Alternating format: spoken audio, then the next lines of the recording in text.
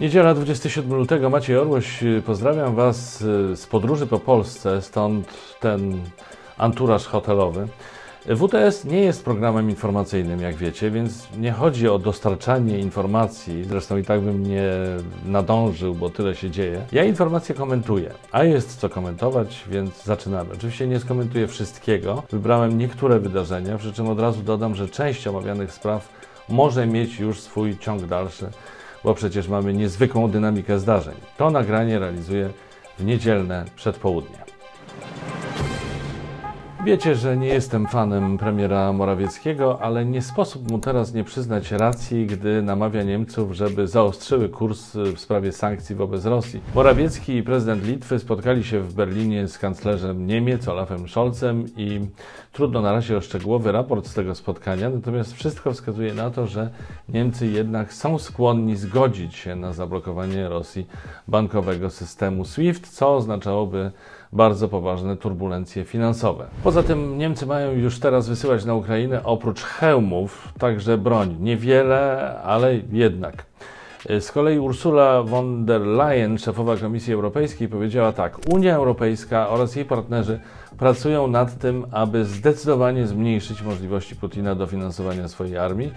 Proponuje następujące rozwiązania, aby określona liczba banków rosyjskich została usunięta z systemu SWIFT. I powiedziała jeszcze coś innego, interesującego. Putin wszedł na drogę próby zniszczenia Ukrainy, ale w rzeczywistości niszczy przyszłość również swojego kraju. No tak, a niektórzy mówią, że ta wojna to początek końca Putina, jak kiedyś Afganistan był początkiem końca Breżniewa, bo jak wiadomo, pycha kroczy przed upadkiem.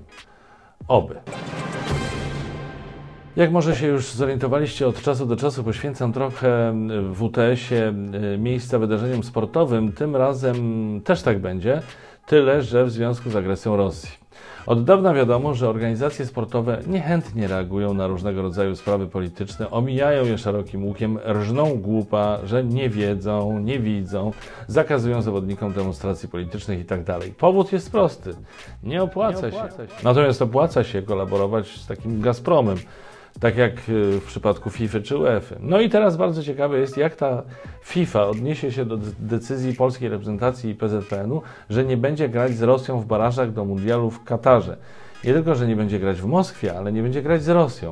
Podobnie zdecydowały zresztą drużyny Szwecji i Czech. Przy okazji fragment oświadczenia Roberta Lewandowskiego. Nie mogę sobie wyobrazić gry w meczu z reprezentacją Rosji w sytuacji, gdy na Ukrainie trwa zbrojna agresja. Rosyjscy piłkarze i kibice nie są za to odpowiedzialni, ale nie możemy udawać, że nic się nie dzieje. Ta decyzja PZPN-u i Federacji Szwedzkiej i Czeskiej ma już sporo ponad dobę, a stanowiska FIFA ciągle nie ma.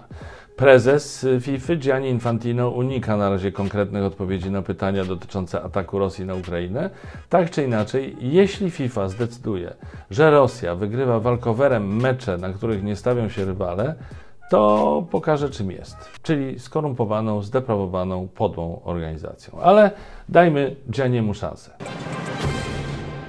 Jeśli chodzi o siatkówkę, sprawa jest podobna, tyle że krok dalej. Polski Związek Siatkówki zdecydował, że nie będzie grał z Rosją, to znaczy polska reprezentacja nie będzie grała z Rosją. Fragment listu Sebastiana Świderskiego, szefa PZPS, do szefa Europejskiej Federacji Siatkówki. Jako reprezentant PZPS i siatkarskiej społeczności w Polsce pragnę poinformować, że w świetle rosyjskiej agresji w Ukrainie nie widzimy obecnej możliwości, by angażować się w sportową rywalizację przeciwko drużynom z Rosji oraz krajów, które wspierają kremlowską agresję.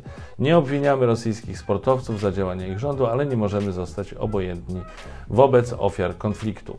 Stoimy ramię w ramię z naszymi ukraińskimi przyjaciółmi. I jaka jest odpowiedź CEF, czyli Europejskiej Federacji Siatkówki? Już mówię, skandaliczna. Oto fragment. Od dnia dzisiejszego w Rosji i na Ukrainie nie będą organizowane żadne wydarzenia w siatkówce, siatkówce plażowej i siatkówce na śniegu, które odbywają się pod egidą CEF. Do końca sezonu 2022 europejskich pucharów mecze domowe rosyjskich i ukraińskich klubów będą rozegrane na neutralnym terenie. Wszelkie inne wydarzenia europejskiej siatkówki, które pierwotnie miały odbyć się w Rosji i na Ukrainie, w nadchodzącym okresie zostaną przeniesione do innych krajów. CEF określił agresję zbrojną Rosji na Ukrainę, która trwa od czwartku, rosyjsko-ukraińskim kryzysem, czyli stawiają tu w jednym rzędzie agresora i ofiarę. Lawirują, kręcą i, przepraszam za kolokwializm, pierdolą kocopały. A chyba rozumiecie, jaka decyzja jest jedyna, właściwa, oczywista. Wszystkie zawody w Rosji powinny być odwołane. To jasne. A poza tym wszystkie zespoły rosyjskie wykluczone ze wszystkich rozgrywek. No ale CEF ma pewnie jakieś ważne powody, stąd wypisywanie jawnych bzdur. Jakie to są powody, nie wiem. Jedyne co wiem, to że prezydentem CEF jest Serb, Aleksandar Boricic, ale w zarządzie jest Rosjanin, więc może to jest trop. Zupełnie inną postawą, zdecydowaną, jasną, klarowną, wykazał się rosyjski tenisista Andrzej Rublow, pierwsza dziesiątka ATP, który po wygranym meczu z Hubertem Hurkaczem w półfinale w Dubaju podszedł do kamery i napisał na niej mazakiem tak: "No war please", czyli nie dla wojny, proszę. Czyli można uznać, że tą deklaracją sprzeciwił się inwazji rosyjskiej na Ukrainę. Za wygraną z Hurkaczem go nie lubimy, a za odwagę, by powiedzieć prawdę, jak najbardziej. Zdecydowanie nie podoba mi się z kolei wypowiedź Dmitrija Wasiljewa, byłego radzieckiego mistrza biatlonu, który tak skomentował decyzję Międzynarodowej Unii Biatlonu o tym, że rosyjscy i białoruscy sportowcy będą mogli występować w zawodach biatlonowych jedynie jako neutralni. Na imprezach nie będzie ani hymnów, ani flag obu państw. Powiedział tak: to jest nielegalne. Jest to bezpośrednie naruszenie wszystkich ustaw cywilnych i IBU. To pogwałcenie praw człowieka zatwierdzonych przez ONZ. No, Dmitriju, nie do nas te pretensje, ale na Kremlu może ktoś wysłucha i pogłaszczy po głowie. Swoją drogą ta decyzja organizacji biatlonowej jest też jakaś taka mało wyrazista, nieklarowna i pewnie też tam jakieś interesy mają znaczenie. Czy lubimy rosyjskiego oligarchę pana Romana Abramowicza, który od prawie 20 lat jest właścicielem Chelsea, właściwie był? Ja niespecjalnie, bo zawsze wydawało mi się niewłaściwe, że rosyjski oligarcha przejmuje prestiżowy londyński klub wywodzący się z jednej z bardziej zresztą eleganckich londyńskich dzielnic, Chelsea. Dlaczego o nim mówię? A dlatego, że pan Abramowicz zrzekł się właśnie zarządzania i opieki nad drużyną piłkarską na rzecz fundacji charytatywnej klubu. Szczerze mówiąc, wyjaśnienia są mętne nieco, podobnie jak życiorys Abramowicza. Jest byłym rosyjskim gubernatorem Czukockiego Okręgu Autonomicznego, jest także magnatem stali i metalu. Ma podwójne obywatelstwo rosyjskie i izraelskie, a jego majątek szacowany jest na ponad 13 miliardów dolarów. Za to inny Rosjanin, legendarny szachista Garry Kasparow, na Twitterze daje wskazówki światu, co zrobić, żeby osłabić Putina. Oto kilka jego rad, z którymi nie sposób się nie zgodzić. Natychmiast wesprzyj Ukrainę militarnie. Wszystko oprócz butów. Cała broń, wywiad, cyberbezpieczeństwo. Aby machina wojenna Putina zbankrutowała, to zamroź i przejmij finanse Rosji oraz jego gangu. Wyrzuć Rosję z każdej międzynarodowej i finansowej instytucji, takiej jak PACE, Interpol itp. Jeśli Schroeder i jemu podobni nadal będą pracować dla Putina, postawić zarzuty. Należy usuwać z poszczególnych krajów wszystkich rosyjskich ambasadorów. Zakaz wszystkich elementów globalnej machiny propagandowej Putina. Wyłącz je, zamknij, odeślij do domu. Przestań pomagać dyktatorowi w szerzeniu kłamstw i nienawiści. No i pewnie byłby szachmat, więc niech świat się ogarnie i zacznie tak właśnie grać, jak radzi mistrz. Teraz informacja zaskakująca, ale pokazująca jednocześnie skalę oburzenia na Rosję Putina, skalę oburzenia na całym świecie. Jak donosi Rzeczpospolita, oficjalne rządowe sankcje nie wystarczają najwyraźniej Amerykanom i Kanadyjczykom. Na cel poszły więc rosyjskie alkohole. Sklepy z alkoholem, bary i restauracje coraz liczniej decydują się w USA i Kanadzie na wycofanie ze sprzedaży rosyjskiej wódki i innych alkoholi wyprodukowanych w tym kraju. Samorzutna akcja znajduje poparcie u lokalnych władz.